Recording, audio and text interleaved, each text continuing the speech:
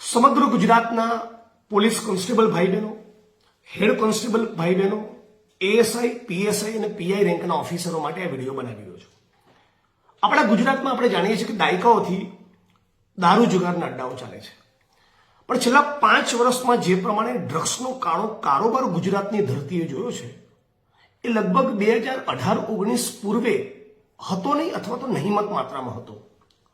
ઉચ્ચ આઈપીએસ અધિકારીઓની સંડોવણી વિના, હું નથી માનતો, રાજ સત્તાના રાજ્ય સરકારના શેલ્ટર વિના, એમની મીઠી રહેમ નજર ન હોય તો આટલો મોટો ડ્રગ્સનો કાળો કારોબાર એ ગુજરાતમાં થાય એવું નથી માનતો.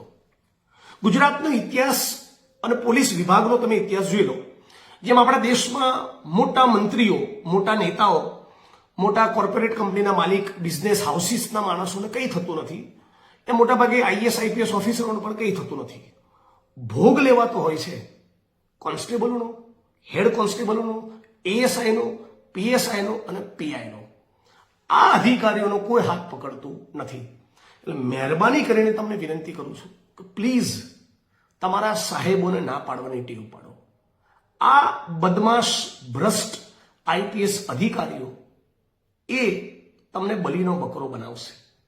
પોતાની ભ્રષ્ટાચારની વૃત્તિના કારણે પોતે આર્થિક રીતે તગડા થવા માંગતા હોય ક્યાંક ને ક્યાંક તમારો ઉપયોગ કરશે.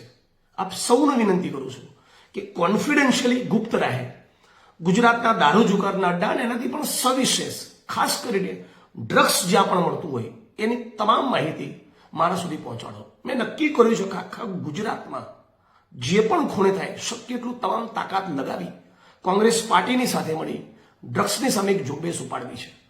રવિશંકર મહારાજ અને ગાંધીના સરદારનું ગુજરાત આવું ન હોઈ શકે. બીજી ખાસ મહત્વની બાબત આપની સાથે કહેવા માંગુ છું કે આપણા ગુજરાતની અંદર તમે જે આખી પોલીસ ફોર્સ છે એ જ્યારે પણ પોતાના હકના અધિકારની વાત કરે છે ત્યારે મોટાભાગે આઈપીએસ અધિકારીઓ તમારી સામે આવીને ઉભા રહેતા હોય છે.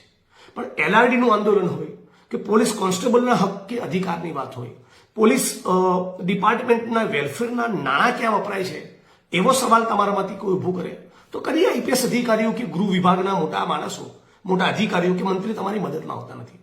એટલે તમે પણ સામાન્ય પરિવારોમાંથી આવો છો, તમે પણ સામાન્ય ખેડૂતના દીકરા દીકરીઓ છો, આ જ ગુજરાતના છો. એટલે તમે પણ પોતાનું કર્તવ્ય સમજી મારી આ મુહિમમાં મદદ કરો. મને મોટા અધિકારીઓ પાસેથી અપેક્ષા નથી. મારી અપેક્ષા છે એ કોન્સ્ટેબલ મિત્રો પાસેથી, હેડ કોન્સ્ટેબલ પાસેથી, પીએસઆઈ અને પીએસ પાસેથી. તમે લોકો જો ધારશો તો ડ્રગ્સની બદીમાંથી ગુજરાત કદાચ બચશે. આવો સાથે મળીને આ ગુજરાત આપણું છે, આ ગુજરાતને બચાવીએ.